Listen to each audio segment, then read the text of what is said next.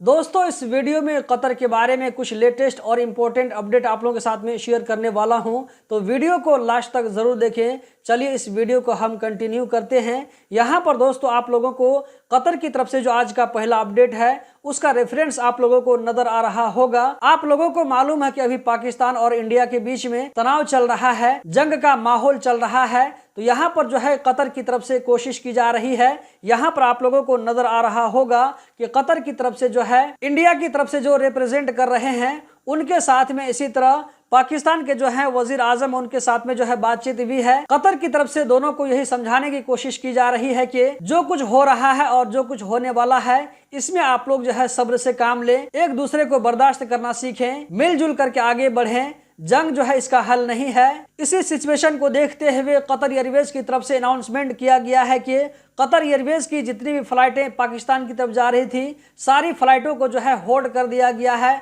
अगली नोटिस तक के लिए। जब तक सिचुएशन नॉर्मल नहीं होता है तो तब तक जो है कतर एयरवेज की सारी फ्लाइटें होल्ड में रहेगी, फ्लाइट जो है प्रवास नहीं करेगी। इसी के साथ साथ कतर एम्बेसी की तरफ से जो कि पाकिस्तान में है, तो पाकिस्तान के अंदर में कतर एम्बेसी की तरफ से कहा गया है कि पाकिस्तान के अंदर में जितने भी कतर के सिटीजन मौजूद हैं, अगर उनके साथ में कोई भी इमरजेंसी होती है, किसी भी परेशानी वो लोग फंसते हैं, तो यहाँ पर स्क्रीन पर एक नंबर दिया गया है, इस नंबर पर कॉल करके हेल्प ले सकते हैं। हम बढ़ते हैं अगले अपडेट की जानिब जो कि बलदिया की तरफ से है।